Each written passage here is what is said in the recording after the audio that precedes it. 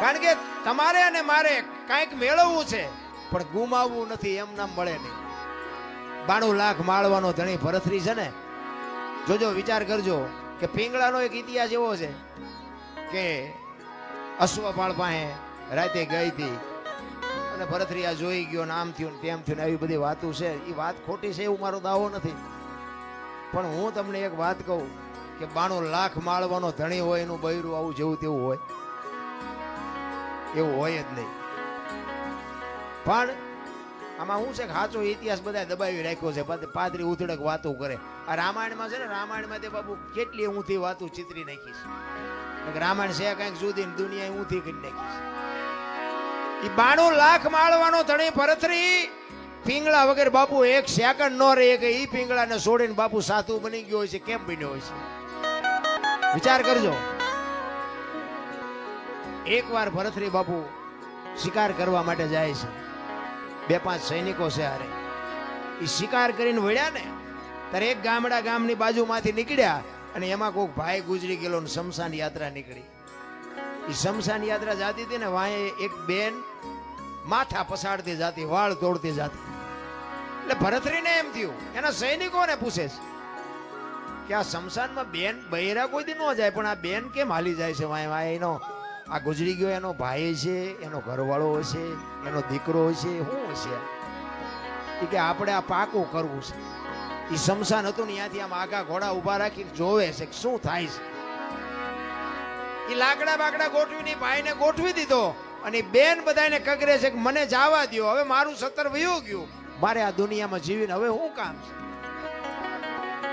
એટલે કોઈ છોડતા નથી ને પછી બેન ને બાપુ સત ચડ્યું ને એ જણના હાથમાંથી ચોંટ મારી નીકળી જાય, હળગતી અગ્નિમાં બાપુ એ દીકરી વહી ગઈ અને ભાડ ભાડ ભાડ ભાડ મંડી હળગવા.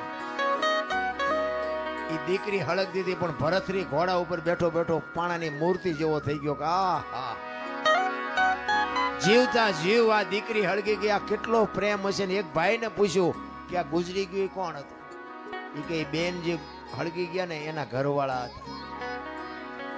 ભરથરીને વિચાર થાય કે આહા, પતિ પત્નીનો કેટલો પ્રેમ, જીવતા પોતાનું દેહનું બલિદાન કરવું, આ કેવડી મોટી વાત. એને બાપુ ક્યાંય હક નથી. ભરથરીને ઘરે આવ્યો, ઘરે આવીને બાપુ આમ સોફા ઉપર બેહી, હિંડોળા ઉપર બેહી અને વિચાર કરે છે. પિંગળા પૂછે છે કેમ આજ કઈ બોલતા નથી? પાણી લઈ આવું, ચા લઈ આવું, જમવા લઈ આવું? એ કે પિંગળા આજ મેં એક સપનું એવું જોયું ને, એક ચિત્ર એવું જોયું કે મારું મગજ હજી કામ નથી કરતું. પિંગળા કહે છે કે એવું શું તમે જોઈને આવ્યા છો કે તમને હક નથી? તમે તો રાજા છો. એ કે વાત હાજી, પણ એક ગામની બાજુમાંથી અમે નીકળ્યા ને એ એક ભાઈ ગુજરી ગયા હતા અને એના ઘરવાળા એની પત્ની હતી ને એ ભાઈને હળગાવ્યો ને હળગતી અગ્નિમાં બાપુ એ દીકરી ભડ ભડ ભડ હળગી ગઈ. હું તો જોઈ રહ્યો, મને હજી મારા હૃદયમાં બાપુ ચેન નથી પડતું. અને પછી પિંગળા કહે છે કે અગ્નિ મૂકી હતી કે એની હાથે પ્રગટ થઈ હતી? કે ના, અગ્નિ તો મૂકી હતી. તો એ તો 3જા નંબરનો પ્રેમ કહેવાય, એમાં શું મોટી વાત હતી? જોજો ઇતિહાસ એમ નામ ન બને. ઈ અગ્નિ જો મૂકી હોય તો એ 3જા નંબરનો પ્રેમ કહેવાય. અને ભરથરી વિચાર કરતો તો હારો 2જા નંબરનો કેવો હોય છે, 1લા નંબરનો કેવો હોય છે? એ પિંગળાને કહે છે કે તો મને આ તમે મને ખુલાસો તો કરો, આ 2જા નંબરનો પ્રેમ કોને કહેવાય, 3જા નંબરનો કોને કહેવાય? ત્યારે એમ કહે છે કે અગ્નિ આપી ની 3જા નંબરનો છે અને જમણા પગના અંગૂઠેથી એની હાથે પ્રગટ થાય ને એ 2જા નંબરનો છે. તો કે 1લા નંબરનો? કે 1લા નંબરનો પ્રેમ ઈ છે કે પોતાની પત્નીને એનો ધણી ગુજરી ગયો એવી વાત જ્યાં કાને પડે અને શ્વાસ અંદર હોય તો બહાર નો નીકળે ને બહાર હોય તો અંદર નો જાય, ખોળિયામાંથી જીવ નીકળી જાય, આનું નામ 1લા નંબર. હવે આવું આપણા બૈરા કે એટલે આપણા બૈરાને પૂછ્યું કે ન પૂછ્યું તું મને કેટલા નંબરનો કરે છે? આપણે કઈ હારા તો એટલા બધા નથી જ.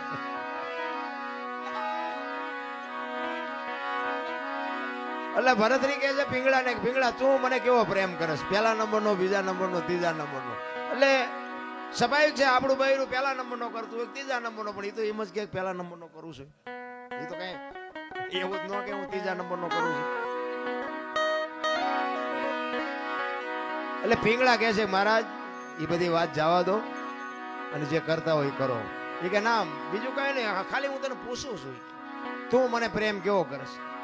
પછી પિંગળાને એમ થયું કે આ જાણ્યા વગર તો લોહી પીધા વગર રહેશે નહીં અને સાચું આમને સમજાવવાનું નથી.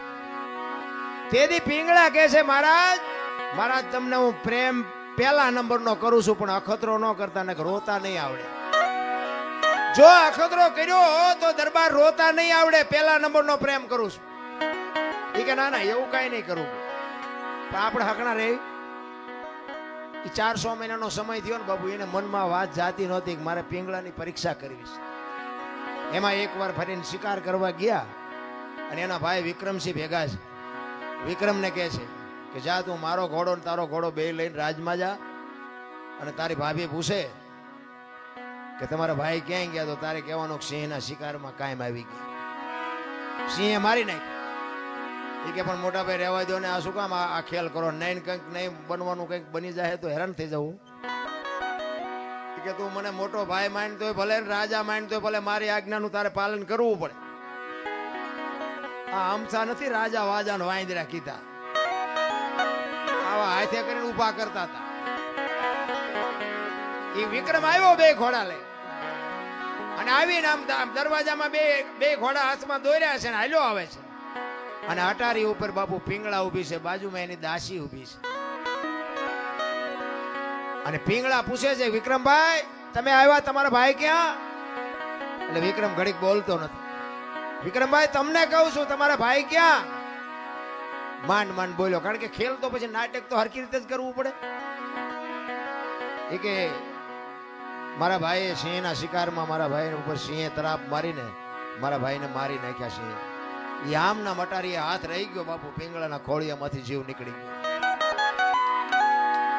હવે પડખે દાસી ઊભી છે, એટલે દાસીએ પિંગળાનું બાવડું પકડીને કીધું કે હાલો બા. એ આમ બાવડું પકડ્યું ને ત્યાં પિંગળા પડી. ત્યાં બધાને ખબર પડી કે પિંગળા તો ગુજરી ગઈ. અને કડીક થયું ભરથરી આવ્યો ને બાપુ ખબર પડી ને પછી ભરથરી માથા મીડ્યો પસાડો. પિંગળા પિંગળા હવે હું તારા વગર, અને 92 લાખ માળવાનો ધણી એનું બૈરું બાપુ ગુજરી જાય પછી પબ્લિક કેવી ભેગી થઈ છે. કીડીઓ ઘોડે માણા ઉભરાણો હો, પણ ભરથરી બાપુ બેકાબુ બની ગયો. વાળ મીડો તોડવા, ધૂળ ને ફાકડા મીડો ભરવા. પિંગળા જાગ પિંગળા, પણ મરેલા બાપુ જાગે. આ તો પહેલા વિચારવાની જરૂર છે. હું તો એમ કહું છું કે અખતરા કોઈ વાત ના કરાય જ નહીં, પછી રોતા નથી આવડતું. આપણે જેલમાં કોઈ માણા હોય એને બાપુ આ સંસારની હરવા ફરવાની, ખાવા પીવાની, મોજ કરવાની કઈ જરૂર નહીં હોય, એને શોખ નહીં હોય. આપણને દુઃખ થાય ખરું, આ 10 વરા 20 વરા 25 વરા જેટલી જેલ હોય એમને કોઈનું મોઢું નહીં જોવાનું, એક 4 દિવાલો વચ્ચે જિંદગી કાઢવાની. પણ બાપુ એવું પગલું ક્યારેક ક્રોધ માણસને ચડી જાય ને પગલું ભરી લે ને પછી પસ્તાવાનો વારો આવે. એક ભાઈ ને બાપુ વેચ જમીન હાટું હગો ભાઈ હગા ભાઈને મારી નાખે. એક જાય ઉપર ને એક જાય જેલમાં. એટલે જ સંતોએ કીધું કે ધરતી રાજા રામની કોઈની પૂરી કરી નહીં આશ, આની માથે કંઈક રાણા રમી ગયા ને કંઈક વિયાઈ ગયા નિરાશ. પછી જેલમાં પૂર્યો એની આપણે ખબર કાઢવા જાય ને તો એ શું કે ખબર, એ કે ઓલું પોસાવી ગયું જાય ભલે જાય પણ મને આમ જ બારો કઢાવો. તો હવે વેચ જવા દીધી હોત તો તારે મોડું થઈ ગયું. મારો કહેવાનો અર્થ એ છે સમયની હારે હાલો. સમય બડા બલવાન ને પુરુષ બળવાન. હમણાં કીધું તું ને વખતની બાપુ વાતું છે. અર્જુન જેવો બાણા વળી બાપુ આમ ગાંડીવની પણસ પકડીને છૂટી મૂકે ને કુરુક્ષેત્રના મેદાનના પડ ધ્રુજે, અને ભીષ્મની સામે બાપુ ઈ ઉભો રહે, બીજાની તાકાત નહીં. અને એ શિખંડીને આગળ રાખ્યો ને કે ભીષ્મની સામે ઉભું રહેવું. એટલે ઈ અર્જુન બાપુ હસ્તિનાપુર થી દ્વારકા જાતો તો લૂંટાઈ ગયો, સમય વિયો ગયો. એમ સમયની બલિહારી છે. સમય હારે હાલો. વર્તમાનમાં જીવો બાપુ, ભૂતકાળને ભવિષ્યકાળને સંભાળવાની જરૂર જ નથી. ભરથરી માથા મીંડો પસાડવા, પિંગળા હું તારા વગર નહીં રહી શકું, પિંગળા હું તારા વગર નહીં રહી શકું. અને ગુરુ મહારાજને ખબર પડી. ગુરુ મહારાજ આવ્યા, ગુરુ મહારાજના પગમાં પડીને ભરથરી કરગરે છે, બાપુ બાપુ આને કંઈક કરો, બાપુ આને હજીવન કરો, બાપુ આને હજીવન કરો. ગુરુ મહારાજ કે આ તમે જ ઊભું કર્યું છે ને હવે તમે મને કહો છો ઊભો કરો આને. આ કરવાની જરૂર શું હતી? એ કે બાપુ તમારા પગ પકડું, મારી ભૂલ થઈ જાય, મારું આમ થઈ ગયું, મારું આમ થઈ ગયું. એ કે ભાઈ મરેલા જીવતા થાય તો માણાની આ લાઈનો લાગે, મારી એવી થોડી તાકાત હોય કે મરેલા હું જીવતા કરી શકું. એમ કરતા કરતા શમશાન યાત્રા તૈયાર થઈ અને માણસો બધા શમશાને જવા માંડ્યા. શમશાન યાત્રા હાલીને બાપુ ભરથરી વાંહે ગાંડો પાગલ થઈ ગયો. ગુરુ મહારાજની આંખમાં આહુડા મીડ્યા પડવા કે હવે આ ભરથરીને મારે કેમ કાબુ કરવું. ઈ કે પાગલ થઈ જાય ને તો આખો 92 લાખ માળવો નોથારો થઈ જાય કે આ 92 લાખ માળવાને કોણ હાચવશે. એમ કરતા કરતા શમશાનમાં ગયા. ઈ લાકડા ગોઠવા ને પીંગળાને માથે ગોઠવી અને બાપુ ભરથરી ગાંડો તૂર થયો. અને એમાં કુદરતને વાત રાખવી ને એક ગુંદકાનો આત્મો આમ જાતો હતો અને સદગુરુ મહારાજ એના ભજનના બળથી આમ જોઈ ગયા કે આત્મો હારો નથી, પણ આ ભરથરીને કાબુ કરવા માટે જો આ પીંગળામાં નાખું ને પીંગળા બેઠી થાય ને તો ભરથરી બાપુ ઠેકાણે આવી જાય. એ ગુંદકાનો આત્મો બાપુ પકડી અને પીંગળાના ખોળિયામાં નાખ્યો અને પીંગળા બેઠી થઈ. ભરથરી ભાનમાં આવી ગયો પણ અસલ પીંગળા બાપુ મરી જઈ. એ પછી ઘોડેસવારનો ને અશ્વપાલનો ને એ બધો ઇતિહાસ છે ને એ પછીનો છે. બાકી 92 લાખ માળવાનું બૈરું બાપુ એવું ન હોય જેવું તેવું. કહેવાનો મારો અર્થ કે જે સત્ય છે ને એને છુપાવ્યું છે કઈ.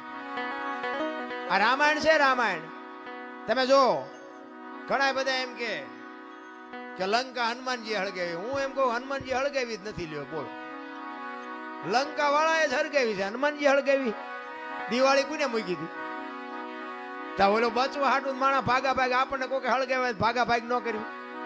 ગોદડા એમને જ વીટાડ્યા હતા, તેલ એમને રેડ્યું હતું, દિવાળી એમને મૂકી હતી. હનુમાનજી તો બચવા હાટું ભાગ્યા. હવે ગોદડા હળગતા વેરાણા લંકા હળગી, એમાં હનુમાનનો વાંક શું? હનુમાનજી લંકા હળગાવી, હનુમાનજી હળગાવી જ નથી. અને આખી દુનિયાને ખબર છે પાકું કોઈ કરતું જ નથી. બીજી વાત તમને કરું કે સીતાજી જનક મહારાજની દીકરી મિથિલા નરેશ હવે શિવ ધનુષનું ઘોડો ઘોડો કરીને ફરતા. અને પછી જનક મહારાજ જોઈ ગયા કે હવે આ શિવ ધનુષ ને મારી દીકરી જો ઘોડો ઘોડો કરીને ફરતી હોય તો આના મૂર્તિયા હાટું શું? આના માટે મૂર્તિઓ મારે કેવું ગોતું? એટલે પછી સંયમવર રચવાનું નક્કી કર્યું કે આ ધનુષને જે ભાંગે એને મારી દીકરી વરમાળા પહેરાવે. હવે ઈ સંયમવર રચ્યો ને એમાં કે રાવણ હતો એવું કહે છે. હાચું ખોટું મારો રામ જાણે હો. ઈ રાવણ થી કે ચોખા જેટલું ધનુષ હેલ્યું નહોતું. હવે એનેથી ચોખા જેટલું ધનુષ નું હેલ્યું તો વનમાંથી સીતાજીને આખે આખા ઉપાડી ગયો. આનું શું કારણ? આખે આખા સીતાજી ઉપડે. સીતાજી ઘોડો ઘોડો કરીને ફરતા હતા. ઈવડું ધનુષ રાવણ હલાવી ન હોય. અને વનમાંથી જેથી લક્ષ્મણ રેખા ઓળંગી ગયા અને સીતાજી આખે આખા ઉપાડી ગયો. આપણને માયનામાં આવે. પણ આમાં એક વાત પડી છે. ભોળાનાથ અને પાર્વતી બે જયારે હિમાલય ઉપર હતા ને ત્યારે પાર્વતીમાં વિષ્ણુ ભગવાનને અહીંયા બેહવા માટે ગયા અને વિષ્ણુ ભગવાને મકાન બનાવ્યું હતું. એટલે લક્ષ્મીજી બધું બતાવવા માંડ્યા જો આ મેં મકાન બનાવ્યું, અહીંયા અમારે જમવાનું, ના અહીંયા અમારે રહેવાનું, ના હુવાનું, ના રસોડું, ના ફલાણું, ના ફલાણું. બૈરાનો સ્વભાવ હોય. ઘરમાં કઈક વસ્તુ લાવે આજુબાજુ બૈરા ભેગા થઈને બધું દેખાડે. એટલે પાર્વતીને કે છે કે મેં આ બધું બનાવ્યું અને તમારે દીકરા મોટા થયા કે મકાન બકાન કઈ કરવા નથી. એ કે આ તો અમને હાય વિરુદ્ધ નહીં હતા. પાર્વતી ઘરે આવીને ભોળાનાથને કહે છે કે પ્રભુ મકાન આપણે નથી કરવું, આ છોકરા મોટા થઈ ગયા. ભોળાનાથ વિચાર કરે ખરું મકાન નું અત્યાર સુધી કોઈ ધ્યાન મગજમાં આવ્યું જ નહોતું, અત્યારે ક્યાં જાય. એટલે કે વિષ્ણુ ભગવાન ને અહીંયા બેહવા ગઈ હતી એમને કે સુંદર મજાનું મકાન બનાવ્યું કે આપણે નથી બનાવવું. એટલે કે એ વાત સાચી તમારી, પણ કે આપણી પાસે પૈસા નથી. હું તમને ભભૂતિ આપું, ભભૂતિ લઈને જાઓ વિષ્ણુ ભગવાન ભાઈ એના બરોબર હોનું લઈ આવ્યો અને હોનું વેચીને આપણે મકાન કરીએ. કારણ કે આપણી પાસે પૈસા છે નહીં. ભોળાનાથ ને ખીસું જ નહોતું, પૈસા ક્યાંથી હોય રાખવા જ. એટલે ભભૂતિ આપીને એટલે પાર્વતી કહે છે કે આટલી ભભૂતિમાં કેટલું હોનું આવશે કે પણ લઈ તો જાઓ, એટલું તો લઈ આવો પછી કંઈક આગળ જોઈશું. એ ભભૂતિ લઈ અને પાર્વતીમાં ગયા છે અને ત્યાં જઈ અને પછી કીધું કે આના બરોબર અમને હોનું આપો. હવે સાબડા મૂક્યો, ભોળાનાથની ભભૂતિ ઊંચી થાય. બાપુ હોનાના ઢગલા મીડ્યા કરવા હો, ગાડા ભરી ભરીને હોનું મીડ્યું જવાનું, સાબડું ઊંચું ન થાય. હવે અહીંયા ઢગલે ઢગલા થયા હોનાના. પછી કે આટલું બધું હોનું છે, આ ઈંટું પાણાનું શું માથાકૂટ કર્યું, હોનાનું જ બનાવાય નહીં. એ હોનાનું મકાન બનાવ્યું અને વાસ્તુ પૂજન કરવા માટે તેથી સારામાં સારો ને વિદ્વાનમાં વિદ્વાન બ્રાહ્મણ રાવણ, એ રાવણ ને બાપુ અહીંયા વાસ્તુ પૂજન કરવા માટે બોલાયો. એ વાસ્તુ પૂજન કર્યું ને પછી ભોળાનાથ ને તો ખબર, એ તો બાપુ ત્રિલોક નો નાથ, એને નો ખબર હોય. એટલે પેલા પાર્વતી પાસે ગયા કે આ ભૂદેવ ને શું આપશું આપણે દક્ષિણામાં. એ કે એને રાજી કરી દો, જે માગે આપી દે. એ કે જો જે માગશે આપી દે, પછી મારી માએ લોહી નો પીતા. કારણ કે હવે આપણે એક પ્લાસ્ટર કર્યું હોય તો બૈરું રાજીનું રેડ થઈ જાય, બદલે આખું હોનાનું મકાન એટલે બૈરું રાજી કેટલું હોય. એ કે એને જે જોઈએ આપી દો, પણ એનું મન છે જ નહોતું ભાઈ. એ કે વાંધો નહીં. અહીંયા ગયા, રાવણ ને કીધું ભૂદેવ બોલો હું આપું. એ કે જે આપવું એ આપો ને. કે ના તમે માગો એ આજ આપવું છે. એ કે આવું મારે એક મકાન જોયું છે. ભોળાનાથ કે તથાસ્તુ. પાર્વતી પાસે આવ્યા. એ કે હાલો કે ચિંપા કે મહણિયામાં. એ કે કા, એ કે આ મેં બામણ ને આપી દીધું દક્ષિણામાં. એ કે હું કામ આપ્યું. એ કે કકડાટ ન કરશો, તમને પેલા પૂછીને ગયો તો કે માગે એ આપી દઈશ. અને પછી બાપુ પાર્વતી ગયા અહીંયા રાવણ ની પાસે, અને રાવણ પાસે જઈને બાપુ પાર્વતી કહે છે કે ભૂદેવ ભૂદેવ માંડ માંડ મકાન બનાવ્યું, તમે લઈ લીધું ને, લઈ લ્યો. પણ આ મકાન ને જો એક દી ભડકે ન બાળું તો હું શક્તિ નહીં લખવું, અહીંયા લખી લેજો. આ સીતાજીને બાપુ અહીંયા જવાનું જ હતું. નકર સીતાજીની બાપુ એની સામે દ્રષ્ટિ પડે ને તો રાવણની રાખ બાપુ આ ધરતી ઉપર ન પડે, રાખ ઉડી જાય. ઈ દીકરી હતી સીતાજીને. તમે શું માનો છો? એની તાકાત જ નથી કે રાવણ એની સામે દ્રષ્ટિ કરે. અને રાવણે બાપુ સીતાજીને ઉપાડ્યા ને તારે માં કહીને ઉપાડ્યા છે કે માં તું આવ્યો ને તો મારો બાપ આવે, અને ઈ મને મારે ને તો મને મુક્તિ મળે, અને અહીંયા આવે ને તો મારી લંકા પવિત્ર થાય. બાપુ રાવણ જેવો તેવો નહોતો. 4 વેદ જેના મોઢે હોય, 9 ગ્રહ જેને ઢોલીએ બાંધ્યા હોય, પવન પાણી ભરે વાહ વાસીદું કરે, ગણે ગાયું ચારે, રવિ રસોઈ બનાવે, શિવ જેનો ભંડારી હોય, યમના દૂત બાપુ એને રજા લેવા આવવું પડે કે અમે એનો જીવ લેવા જઈએ. એ અને આ ધરતી ઉપર 14 ચોકડીનું રાજ કર્યું રાવણે. સતયુગ, દ્વાપર, ત્રેતા ને કળિયુગ 4 યુગની એક ચોકડી થાય. 14 ચોકું ને 56 યુગ સુધી આ ધરતી ઉપર રાવણ રહ્યો છે એવું કહે છે સંતો. કેટલું એનું તપોબળ છે, કેટલો વિદ્વાન છે. અને રામ ને બાપુ ઠેઠ ત્યાં સુધી થકો થયો તો બાપુ એનું ભજન તો કઈક હશે ને. પણ આપણને છે ને કઈ આમાં સમજાતું જ નથી. આપણે મને તો એમ થાય કે ચારે બાજુ કથાયું વંચાય છે, ધૂનું બોલાય છે, ભજન થાય છે, માતાજીના માંડવા થાય ને, હવન થાય ને, પ્રતિષ્ઠા થાય ને, મંદિર થાય, તો બગાડ કા નથી બોલાતો? વિચારવા જેવું તો છે ભલામણા. કઈક આપણા ગઢ આવું કઈ કરી જ નહોતા શકતા. તો આ ચોરી ને લોટપાટ ને મારી નાખવાને, તોડી નાખવાને, અત્યાચાર ને ગમે એની દીકરી ઉપાડી જાવી, આ બધું તમે જોવો તો ખરા કેટલું બધું અંધારું હાલ્યું જાય.